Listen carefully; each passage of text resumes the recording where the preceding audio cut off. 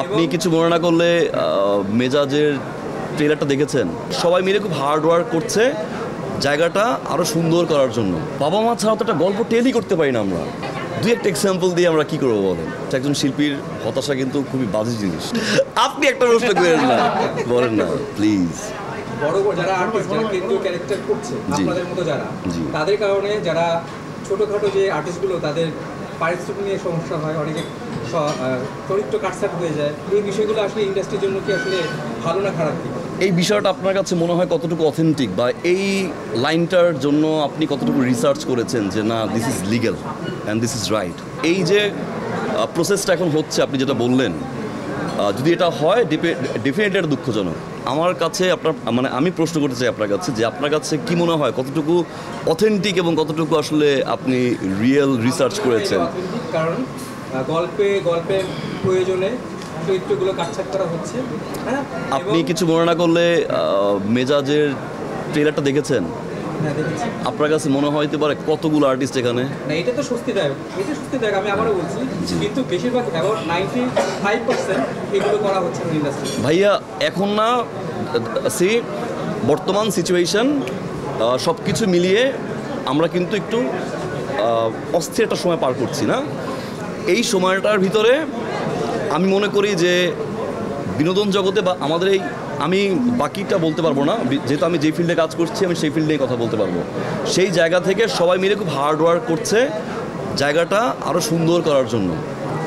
তো সেই জায়গার দিক থেকে আমি এগুলো ফেস করি না, প্রথম কথা। অ্যান্ড সেকেন্ডলি হচ্ছে যদি এরকম কিছু হয়ে থাকে, দুই একটা এক্সাম্পল কিন্তু আসলে আমার কাছে মনে হয় যে পুরো একটা প্ল্যাটফর্ম রিপ্রেজেন্ট করতে পারে না। আপনার যেই আর্টিস্টের কথা বলছেন আপনি খবর নিয়ে দেখেন ভাইয়া, সবার রেমুনারেশন কিন্তু ভালো। হ্যাঁ, আমি বলি প্রবীণ আর্টিস্টরাও কিন্তু অভিযোগ করে যে তাদের চরিত্রগুলো আগের তুলনায় এখন থাকছে না। না, এটা বাবা মা থাকছে না। হ্যাঁ, প্রেমের গল্প হচ্ছে বা চরিত্রগুলো ছোট হচ্ছে, কেটে ফেলা হচ্ছে, মানে নাটক ইন্ডাস্ট্রি তাদের জায়গাগুলো আস্তে আস্তে সংকীর্ণ হয়ে যাচ্ছে। ভাইয়া বাবা মা ছাড়া তো একটা গল্প টেলই করতে পারি না আমরা। একটা গল্প যে টেল করবো, একটা যে প্রেজেন্ট করবো, এটা তো শর্ট ফিল্ম না ভাইয়া। আপনি 40 মিনিটস 50 মিনিটস, এখন কন্টেন্টের ডিউরেশন বেড়ে যাচ্ছে ভাইয়া। আপনি 70 মিনিটস একটা কন্টেন্ট আপনি বাবা মা ছাড়া প্রেজেন্ট করবেন কীভাবে? আমি কি ভাইয়া বুঝতে পেরেছি?